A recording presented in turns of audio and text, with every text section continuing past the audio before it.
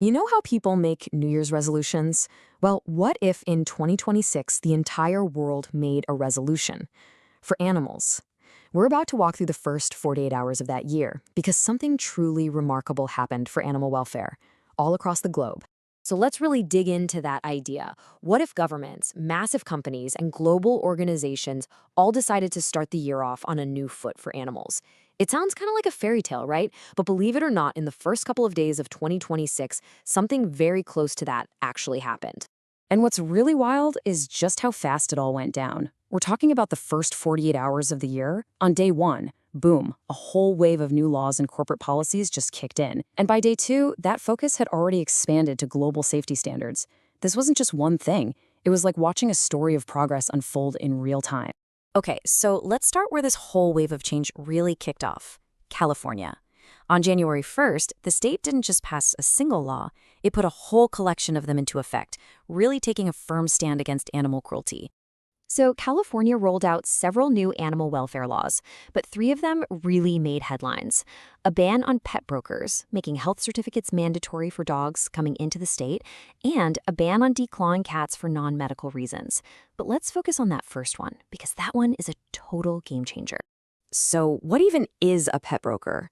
The term might sound kind of harmless, but it actually gets right to the heart of a huge problem. A pet broker is basically a middleman.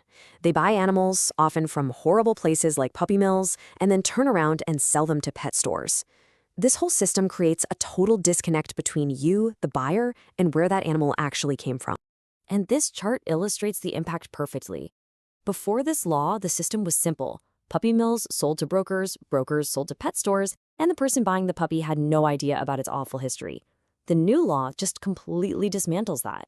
Now, pet stores in California can only get their animals from public shelters or official rescue groups. It just severs that main sales pipeline for puppy mills in the state. Okay, so that landmark move in California was a huge signal. But this momentum wasn't just a local story. It started to spread, moving from state law to global travel. You can really see how this push for animal safety was crossing borders.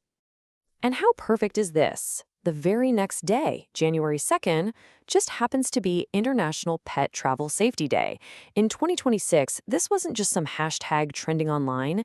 It was the day that brand new, super important safety guidelines really came into the spotlight. So, what actually changed? Well, big organizations like the American Veterinary Medical Association put out these updated guides. The advice got way more specific.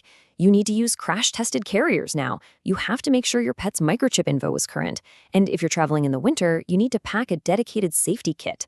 These are real, practical steps that can save a life. And it all became official.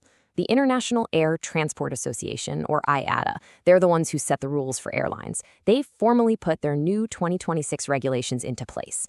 What that means is, for pets traveling in the cabin with you, there are now global, uniform standards for things like how much breathing room they need, how strong the carrier has to be, and even recommendations for health checks on older pets. It's all about making travel less risky and less stressful for them. So this movement wasn't just about laws and travel guidelines. It also hit major industries, everywhere from huge farms to global fashion brands. Let's take a look at how the corporate world and governments started responding to this call for change. This quote from Animal Wellness Action really just captures the feeling of the moment. After years and years of campaigning from activists and everyday shoppers, a major shift happened in the retail world, and everyone was celebrating it as a huge, huge win. And here's the big news. Effective January 1st, 2026, two of the world's biggest athletic brands, Adidas and New Balance, officially kept their promise to stop using kangaroo leather. This is a massive deal that affects supply chains all over the world, and it sends a really powerful message to other industries about where their materials come from. Now, at the exact same time all this was happening, get this, an entire country was announcing its own massive plan. The United Kingdom launched this super ambitious strategy to become a global leader in animal welfare.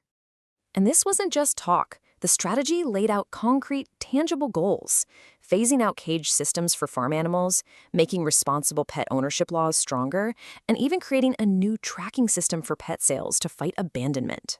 Okay, so we've got new laws in California, new travel rules for the whole world, major brands changing their materials, and a whole country overhauling its policies. It's time to connect the dots, because these are definitely not separate events. This table really brings it all together. You can see these parallel actions happening across different parts of the world and in different industries. California is targeting the puppy mill pipeline. There are new global standards for air travel, a huge national policy shift in the UK, and a big ethical change in retail. When you see it all laid out like this, you realize it's a powerful pattern. It reflects a much deeper shift in how we think that had been building for years. And that is the crucial point here. These were not random, isolated events that just happened to occur at the same time. The first 2 days of 2026 were a genuine watershed moment, a coordinated, major shift in how we protect animals on a global scale. And that brings us to our final thought. An incredible new standard for animal welfare was set in just 48 hours. It showed us what's actually possible when laws, corporations, and the public all start pulling in the same direction. So the real question it leaves us with is this: if all that can be achieved in just 2 days, what's next?